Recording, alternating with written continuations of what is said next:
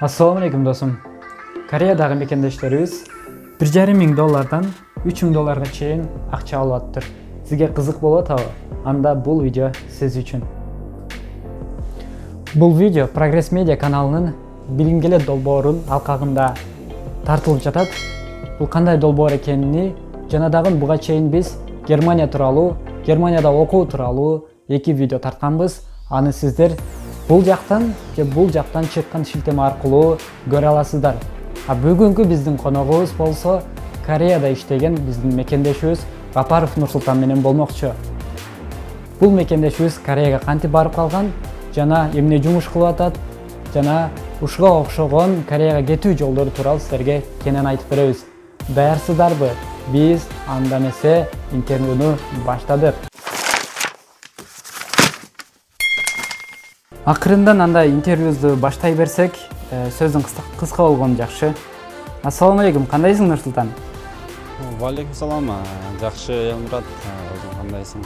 Эми өзүң тууралуу кыскача маалымат бере кетсең, кайсы жердин кулуна болосуң? Мен Гапаров Нурсултан, Баткен областына караштуу Баткен районунун Рабат деген айылынан болом. Түштүк Кореяга келгениме 2 жыл жүз болуп калды. Толук 20 жашымда келдим эле. Азыр 22 жаштамын. Кореяда Намян деген шаарда, азыр ушул шаарда жашап, ушул иштеп турам. Эми дароо эле ушул көрөрмандарга, биздин YouTube көрөрмандарга кызык болгон суроого баштасак, ушул эмне себеп болду ушу Кореяга барышка? Жана кантип барып калдың ошол жака? Түштүк Кореяга келип калгандын себеби, мен мектепте окуп жүргөндө эле ЧТКга чыгууга аябай кызыкчумун. Мектепте окуп жүргөндө ушул ЧТКга чыксам деп кыялданып максат койгом алдыма. 11-классты бүтүп шаарга келер менен ушул корей тили боюнча окууга тапшырып, ошол жактан окуп, тааныштардан, достордон сураштырып отуруп, ушул EPS деген жумушка орноштуруу боюнча EPS системасына сынакка катышып, ошол жактан сынактан өтүп келгем Кореяга. Башында келгенде аябай көп кыйынчылыктар болуп атты. Тамак ашынан кыйналдым эң биринчи. Тамак ашы аябай биздикине окшошпойт, аябай башкача жашат да, ачуу көп жашат, ошондуктан биз аябай кыйналдык. Бул жакта нан такыр жешпейт, ошонун дагы курсагыбыз кыйналган күндөр болду. Тил жагынан кыйналып аттык башында, азыр эми Кудайга шүгүр. EPS деп сөз баштап калдың. EPS деген эмне өзү? Мындай биздин Кыргызстанда жашап аткан мекендешибиз, мисалы EPS деген сөздү укпашы мүмкүн да, ошону жөнөкөйлөштүрүп түшүндүрүп берчи. EPS деген өзү эмне программа? EPS система боюнча айта кетсем, бул Түштүк Корея менен Кыргызстандын ортосунда түзүлгөн атайын келишим, жумушка орноштуруу боюнча. Бул 18 жаштан 39 жашка чейинки жарандарыбыз, балдар да, кыздар да баары катыша алышат. 2 турдан турган сынак болот. Сынак албетте корей тилинде болот. Ошол корей тилинен сынактан өтүп, биринчи тур, экинчи турдан өтүп, анан Кореяга барууга мүмкүнчүлүк алса болот. Булардын өздөрүнүн талаптары бар албетте. 18 жаштан 39 жашка чейинки жарандарыбыз алышат.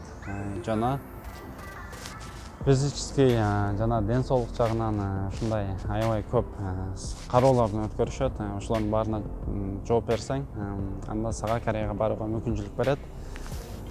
Жана EPS боюнча айта турган нерсе, бул EPS экзаменден өткөн адамдардын баардыгы Кореяга кетет деп кепилдик бербейт. Экзаменден өткөндөрдү бул жака базага данныйларын киргизишет. Ал жактан 1 жылдан 2 жылга чейин контракт күтөт. Контракт күткөндө бул жактан корейский компаниялар, фирмалар сени чакырганга чейин күтөсүң да. Ошол эле учурда сага чакыруу келбей калышы да мүмкүн. Бул эми 2 жылдын ичинде дээрлик 80% келет деп айтсак болот. Бирок 100% контракт келет деп айтыш кыйыныраак. Кийинки суроолорго өтө берели анда. Ушул Кореяга барып иштөөнү каалаган Кыргызстандагы жараныбыз эң биринчи кезекте эмне кылыш керек? Ошону мүмкүн болсо Адан Яга чейин түшүндүрүп берчи. Кореяга жумушка келген мекендештерге айта турган бул эң маанилүү бир эле сөз, ошол тили үйрөнүш керек да. Корей тилин үйрөнүп, ошол 1 жылда 1 жолу болот.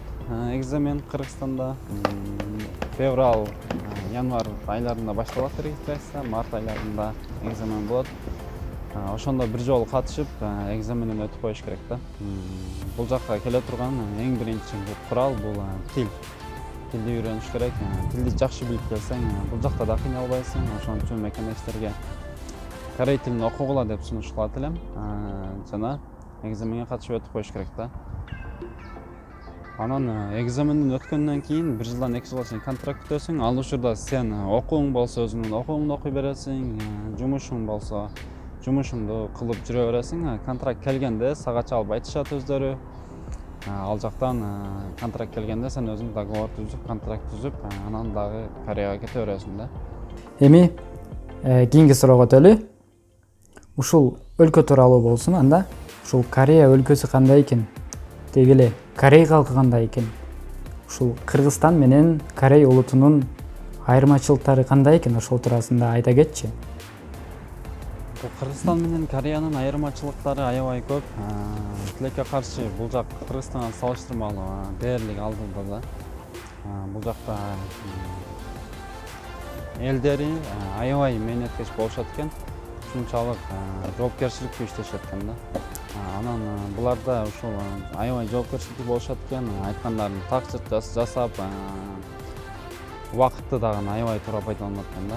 Анан бул жакта өзгөчөлүгү ошо аялдар, эркектер бирдей иштешет экен да. Семьяны аял багыш керек, семьяны эркек багыш керек деген андай түшүнүк жок. Буларда ар ким өзүн багыш керек. Ар ким өзү үчүн иштейт, ар ким өзү үчүн акча табат. Анан бул жакта Кыргызстандан айырмачылыгы чоң тойканалар жок. Чоң тойлорду өткөрүшпөйт экен, такыр эле өткөрүшпөйт. Бул жакта дээрлик ар бир шаарда эмес, ар бир айылда завод, фабрика бар деп айтсак болот. Ушунчалык завод, фабрика көп экен. Ушунчалык жумуш орундары көп да. Айырмачылыгы ушунда. Анан убакытты дагы туура пайдаланат. Жумушка бул 1 мүнөт же 2 мүнөт кечигип калсаң, жумушка кечиктиң деп сөз угасың, сага катуу да айтышы мүмкүн да. 1 мүнөт, 2 мүнөттө жумушка кечикпейсиң, жумуштан 1 мүнөт эрте чыгып кетпейсиң. Убакытты аябай туура пайдаланып экенсиң да. Мен Кореядан үйрөнгөнүм ушул убакытты туура пайдаланганды үйрөндүм десем болот. Эми бул суроо суроолордун эң кызыктуусу көрүүчүлөр үчүн, биз үчүн деле абдан кызыктуу. Ушул Кореяда иштейм деген, иштеп аткан мекендештерибиз канча акча табышат айына? Ушул туурасында айта кетчи. Айлык мыйана боюнча айта кетсем, бул жакта жумуш убактысы 8 саат, жумасына 5 күн да. Анан бул жакта алып жүргөн мекендештерибиз $1500 $3000, $3500 чейин тапкан мекендештерибиз бар. Эгер булардын графиги күнүнө 8 саат, жумасына 5 күн иштесең, ошо $1500–1600 тегерегинде маяна аласың. Ал эми биз убактылуу келгендигибиз үчүн мигранттар көбүрөөк иштегенге аракет кылабыз да, себеби биздин убактыбыз чектелүү. Ошол убакытта иштеп калганга аракет кылабыз. Ошон үчүн суббота күндөрү күнүнө 10 саат, 11 саат иштегенге чейин аракет кылып иштеп атабыз азыркы учурда. Сонун $1,500–3,000 чейин бул өтө чоң акча. Эми сенин алдыңдагы пландарга өтсөк, алда кандай пландарың бар? Жумушта болсун. Алдыда буюрса, бул жактан тажрыйба топтоп, Кыргызстанда жок нерселерди үйрөнүп барып, Кыргызстанда аз болсо дагы салымыбызды кошуп, Кыргызстанда иштеп, мекенибизге пайдабызды тийгизсек деген эле планыбыз бар алдыда. Эми ошол сен жашап аткан шаарда канча кыргыз бар негизинен? Алар менен жолугуп турасыңарбы? Ар кандай иш-чараларды уюштуруп турасыңарбы дегендей? Мен жашаган шаарда болжол менен бир 8–9–10 кыргыз болуш керек, так билбейт экенм. Ооба, жолугуп турабыз. Воскресенье күндөрү, эс алуу күндөрү жолугуп, футбол ойноп, жолугуп, тез эле бат-баттан жолугуп турабыз. Ушинтип акыркы суроолорго да келип калыппыз. Бул өтө олуттуу суроо. Себеби дегени бул суроону биз ар бир интервью алган мекендешибизден сурайбыз да. Себеби дегени Кыргызстанда чыгып, башка улут башка мамлекетке барып, ал жакта жумуш кылып же окуусун бүтүп ошол жакта көпчүлүгү калып калышат да. Эми ушул суроо сага, эми эмне кыласың сен?